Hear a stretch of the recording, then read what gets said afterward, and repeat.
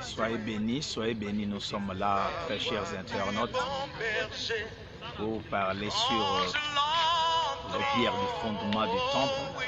Ce sont des pierres magnifiques, et ces pierres magnifiques, ce sont des pierres qui ont été sciées à la scierie. C'est ce que nous allons toucher et parler aujourd'hui. C'est-à-dire toutes les pierres qui ont servi pour le fondement du temple ont été sciées à la scierie. Cela a été des pierres de grande taille et magnifiques. Des pierres de 10 coudées, de 8 coudées. Mais les pierres qui devraient servir d'élévation sur le fondement étaient aussi taillées à la scierie. Donc toutes les pierres, soit les pierres du fondement ou les pierres d'élévation qui devraient servir sur l'édifice, toutes les pierres ont été sciées. Donc nous allons parler sur la scierie. Donc pour scier une pierre, on peut se servir de burin, on peut se servir de la sucre, on peut se servir de marteaux et de beaucoup de choses pour pouvoir mettre. Voilà. Nous sommes là pour vous, pour pouvoir vous édifier.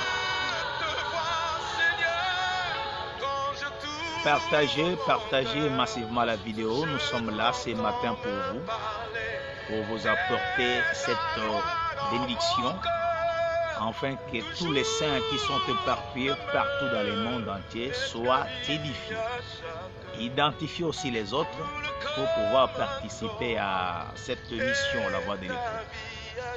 Que le Seigneur bénisse tous les hommes dédiés, tous les ministres de la parole, les gens qui prêchent la vraie doctrine qui est la saine. Alors, soyez bénis et que la grâce du Seigneur comble vos cœurs, comble nos vies, afin que nous soyons identiques à lui, lui qui, le Seigneur Jésus-Christ, que sa vie coule dans nos veines, que son amour couvre nos cœurs, remplisse nos cœurs, pour que nous puissions être un peuple béni, un peuple mis à part, un peuple qui va servir à la louange et à la gloire de son Saint-Nom. Que le Seigneur guérisse ce matin tout celui qui est malade, que le Seigneur apporte solution aux problèmes de son peuple. Merci de votre présence, que le Seigneur vous bénisse.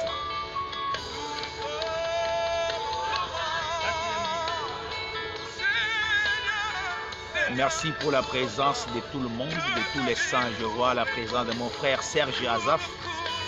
Que le Seigneur vous bénisse. Aujourd'hui, nous allons parler sur les pierres qui ont servi les fondements du temple. Ces pierres étaient des pierres magnifiques. Mais pour que ce soit des pierres magnifiques, ces pierres ont été sciées à la scierie. Et ces pierres ont servi au fondement du temple et à l'élévation de l'édifice.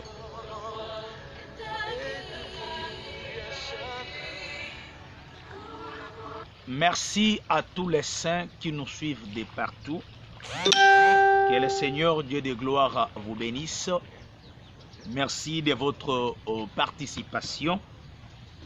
Je sais que ce matin, vous serez aussi édifiés, parce que nous vous apportons les choses qui sont utiles, qui sont nécessaires pour l'édification de nous tous, parce que nous croyons que nous sommes l'Église du Seigneur, un peuple béni, un peuple mis à part. Alors aujourd'hui, nous allons parler sur les pierres qui ont servi au fondement du temple. Et ces pierres ont été des pierres magnifiques.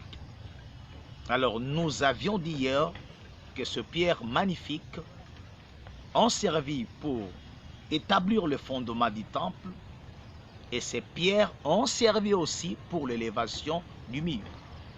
Alors, nous avions dit que Salomon avait la pensée de bâtir une maison magnifique au nom de l'Éternel.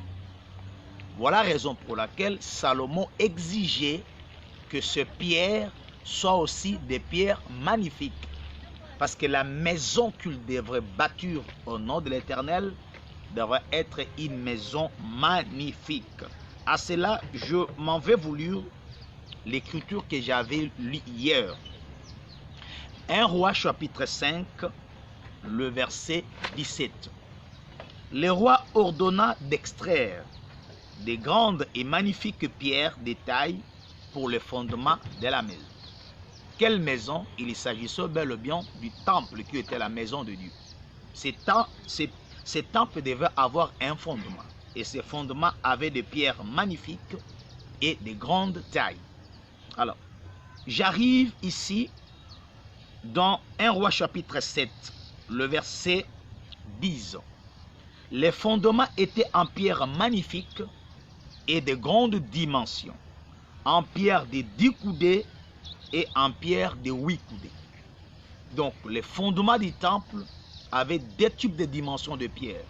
Il y a le pierre de 10 coudées et les pierres de 8 coudées. Je ne saurais plus y revenir parce que nous avions déjà parlé de cela depuis le mardi, que les pierres qui ont servi sur le fondement de la maison de Dieu, qui est le temple, étaient des pierres de 10 coudées et de 8. 10 coudées, ça parlait sur Abraham, notre père qui est le père de la foi. Et les pierres de 8 coudées parlaient sur Isaac, parce qu'Isaac était circoncis 8e jour. Abraham était né à la 10e génération, depuis Sem jusqu'à sa naissance. Donc le pierre de 10 coudées et de 8 coudées parle sur le père et les fils, Abraham et Isaac. J'en passe.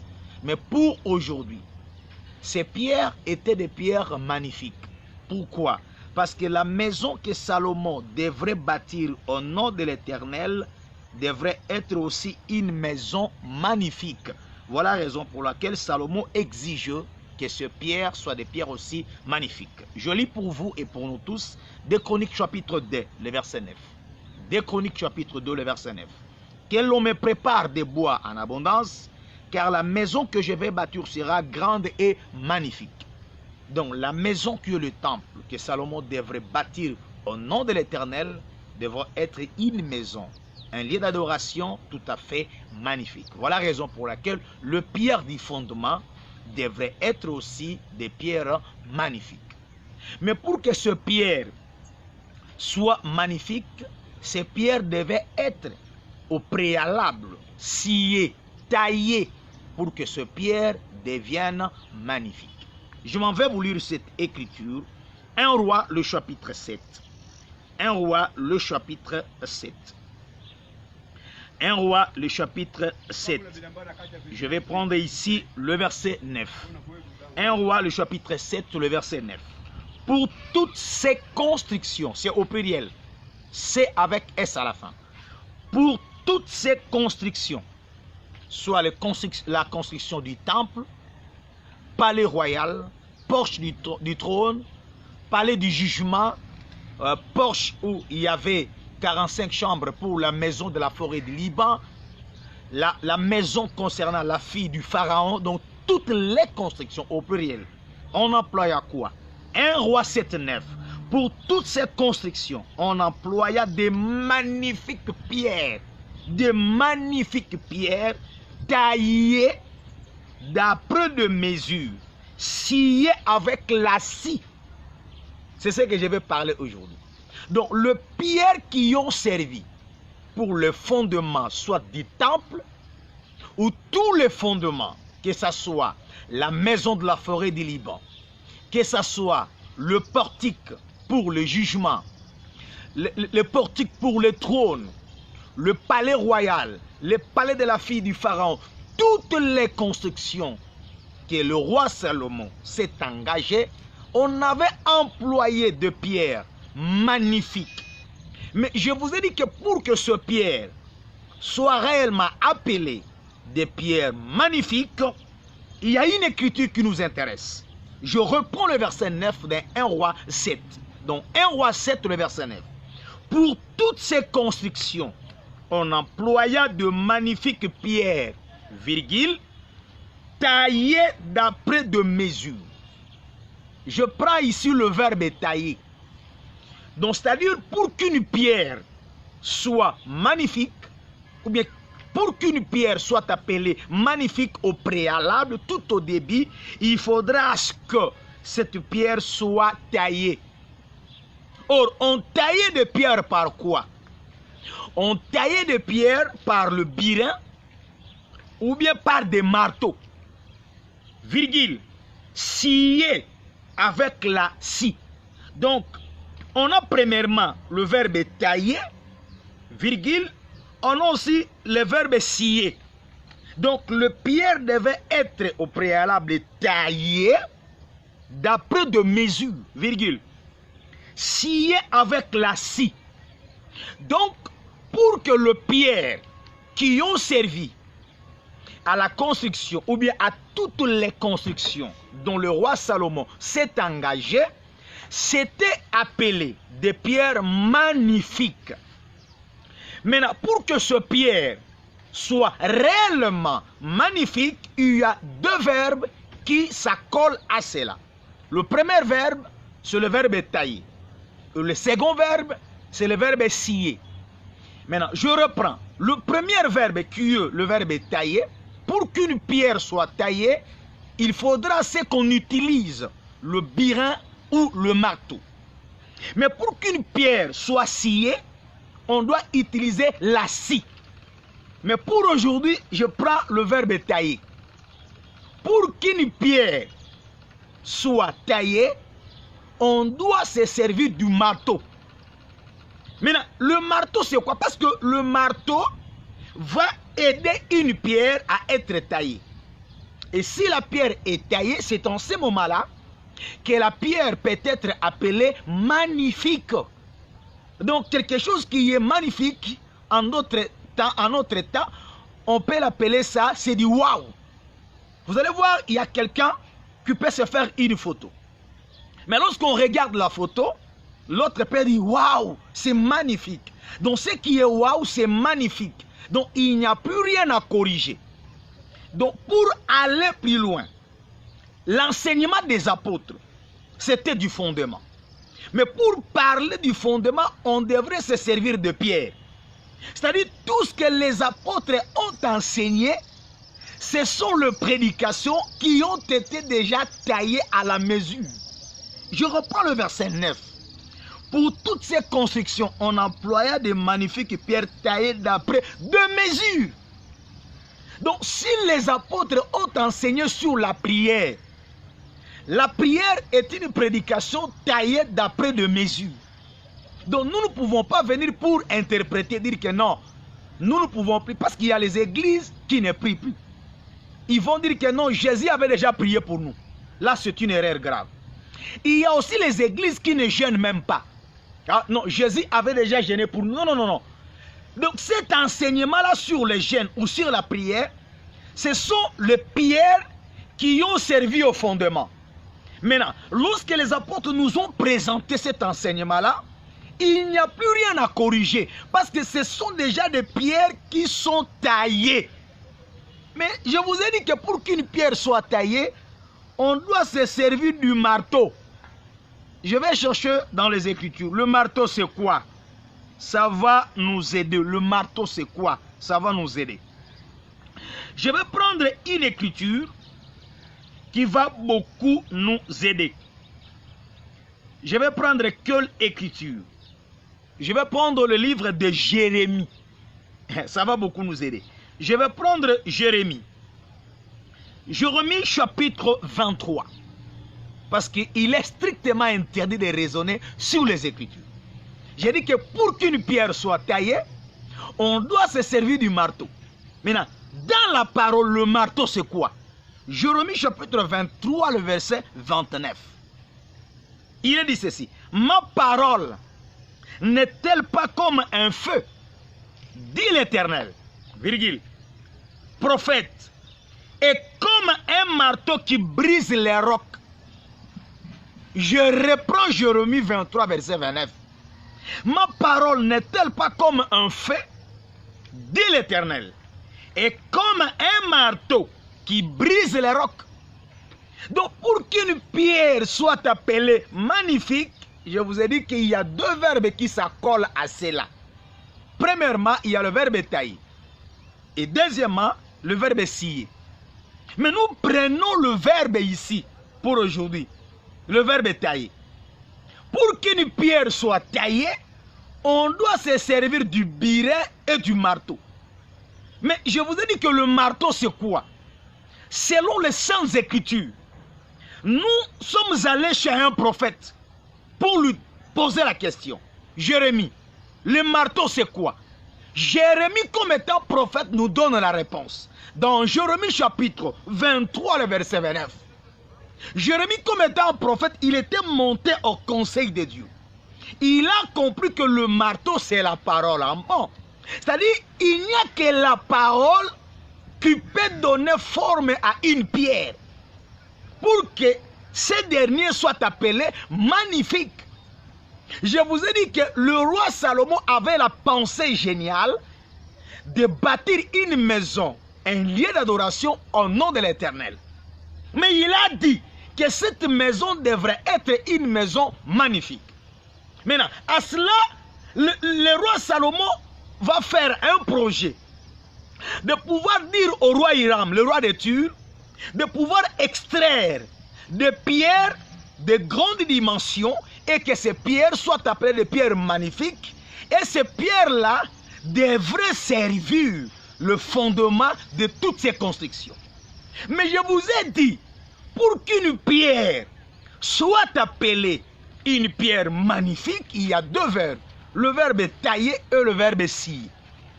Mais pour aujourd'hui, nous prenons le verbe tailler. C'est-à-dire, pour qu'une pierre soit taillée, on doit se servir du marteau. C'est-à-dire, c'est le marteau qui devrait donner une forme avec une mesure précise à une pierre. Parce que lorsqu'on taille une pierre, on donne à la pierre une mesure proprement dite. Je voulais dire ceci.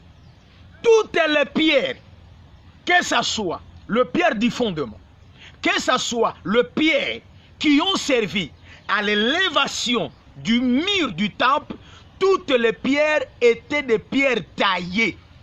Parce que je vous avais dit hier, jeudi, il y a les pierres qui ont servi pour les fondements, mais à part ça, on aura encore d'autres pierres qu'on va ajouter dessus, qu'on va mettre sur les fondements. Je m'en vais vous relire cette écriture-là. Je m'en vais vous relire cette écriture.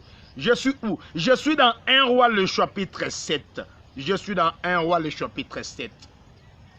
Écoutez, les versets disent, les fondements étaient en pierre magnifique et de grandes dimensions, en pierre de 10 coudées et en pierre de 8 coudées. C'est-à-dire, le pierre de 10 coudées et de 8, ce sont des pierres qui sont taillées par les marteaux.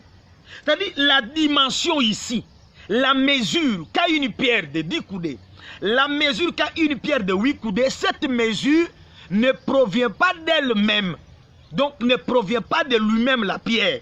Mais cette mesure provient du marteau. Parce que lorsque le marteau arrive, le marteau taille une pierre et c'est le marteau qui va donner une mesure proprement dite à cette pierre-là.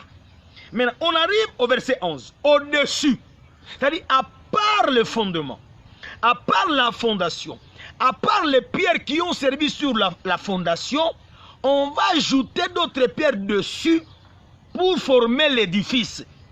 Au-dessus, il y avait encore, ça c'est le verset 11 maintenant, de 1 Roi 7. Au-dessus du fondement, au-dessus, il y avait encore des magnifiques pierres taillées d'après des mesures et du bois de cèdre. C'est-à-dire, à part le fondement, on aura encore d'autres pierres qu'on devrait poser sur le fondement. Et voilà la raison pour laquelle l'apôtre Paul a dit, moi j'ai posé les fondements, oui. C'est-à-dire, les écritures, les écrits qui ont été écrits autrefois, ces écrits-là, devront nous servir aujourd'hui de l'instruction. Selon Romains chapitre 15, versets 3 à 4, Paul dit, tout ce qui a été écrit d'avance, l'a été écrit pour notre instruction. C'est-à-dire, lorsque nous voyons Salomon, lui qui a bâti les temples, lui qui a posé les fondements, et Christ vient, il dit, il y a ici plus que Salomon. C'est-à-dire le véritable Salomon, c'est lui-même le Seigneur Jésus-Christ. Voilà la raison pour laquelle l'apôtre Paul dit que moi j'ai posé les fondements comme un sage architecte, mais celui qui bâtit dessus prenne garde à la manière dont il bâtit. C'est-à-dire, à part les fondements, on aura encore d'autres pierres qu'on va poser dessus. Mais les pierres aussi qui seront posées dessus seront aussi des pierres qui sont taillées. À part les pierres du fondement qui sont taillées, les pierres qui seront posées dessus seront aussi taillées. Écoutez, frères et sœurs, je vais dire tout simplement ceci. Tout ce que les apôtres ont prêché, tout ce que les apôtres ont donné comme doctrine, ce sont des pierres taillées. C'est-à-dire, en d'autres termes, ce sont des doctrines que la parole a approuvées. Parce qu'il n'y a que le marteau qui peut donner forme à une pierre.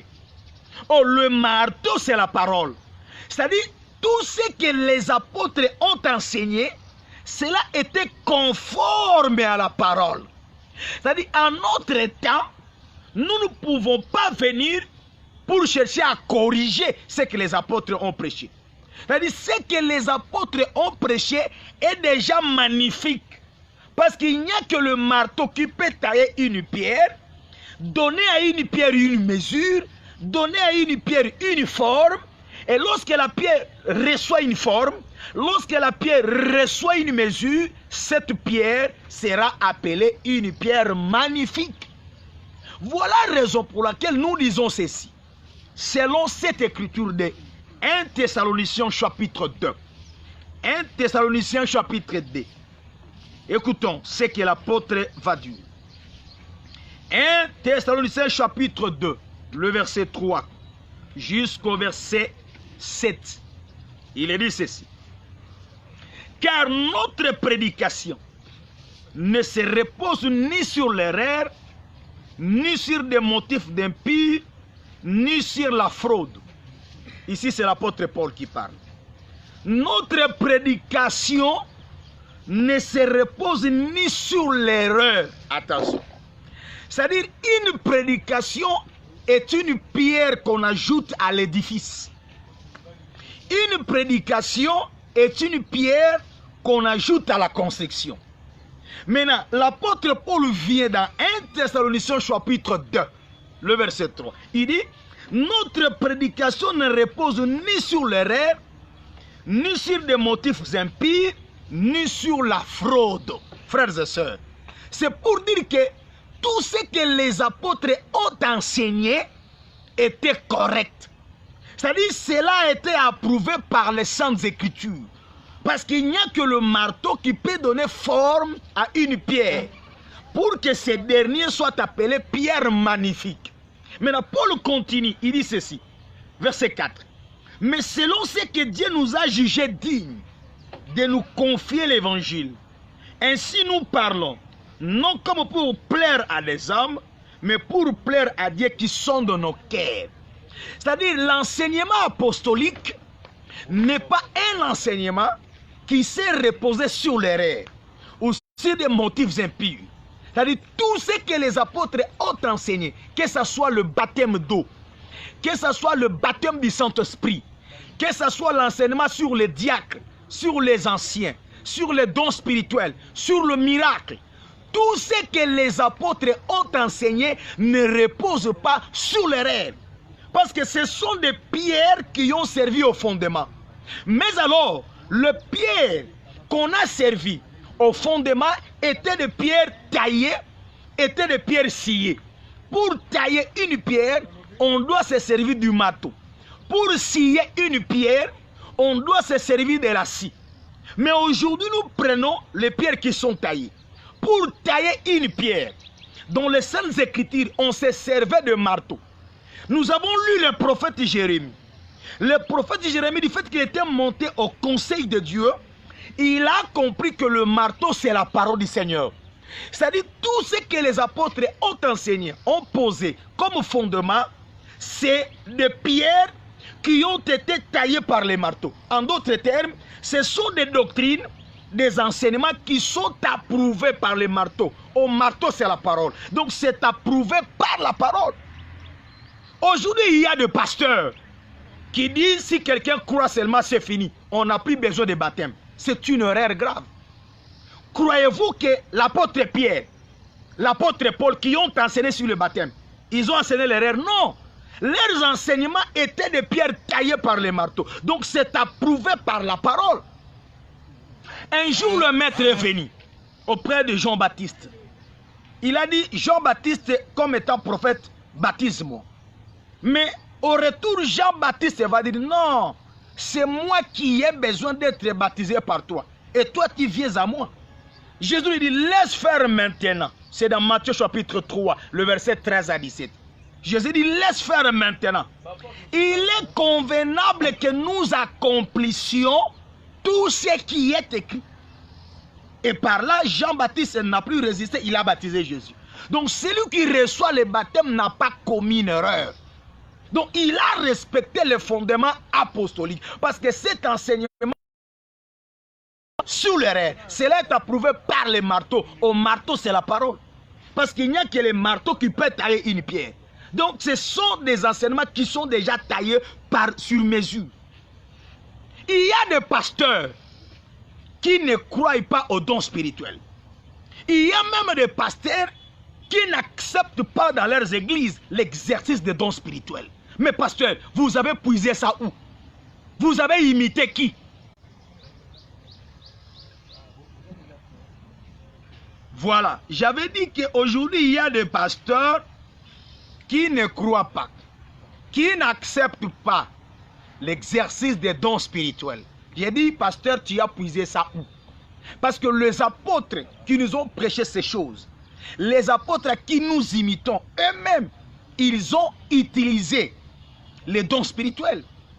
Ils ont écouté Dieu parler. Aujourd'hui, il y a des pasteurs qui disent, ah, les miracles là, tous ces gens-là qui font des miracles, ce sont des charlatans, des magiciens. Non, on ne peut pas parler du faux s'il n'y a pas le vrai. S'il y a les faux miracles, il y a aussi les vrais miracles. On ne peut pas refuser quelque chose sans pourtant avoir une base biblique. Donc nous devons accepter l'exercice des dons spirituels. Donc aujourd'hui dans nos églises, si le Saint-Esprit ne se manifeste pas, croyez-moi frères et sœurs, nous sommes hors du fondement. C'est-à-dire, en notre temps, nous avons taillé les pierres à notre mesure. Mais alors que le fondement, on ne peut plus tailler ça. C'est-à-dire, le fondement a été déjà taillé sur mesure. Donc, quand toi, tu viens comme ministre, tu dois seulement utiliser ce qui a été déjà taillé. C'est ce que Paul dit. J'ai posé le fondement comme un sage architecte. Il a dit, personne ne peut poser un autre fondement. Donc, en d'autres termes, Paul voulait dire, personne ne peut venir tailler de nouveau les pierres pour se servir du fondement. C'est-à-dire, les pierres du fondement sont déjà taillées par le marteau. Le marteau, c'est la parole. C'est-à-dire, tout ce que les apôtres ont enseigné sont approuvés par la parole.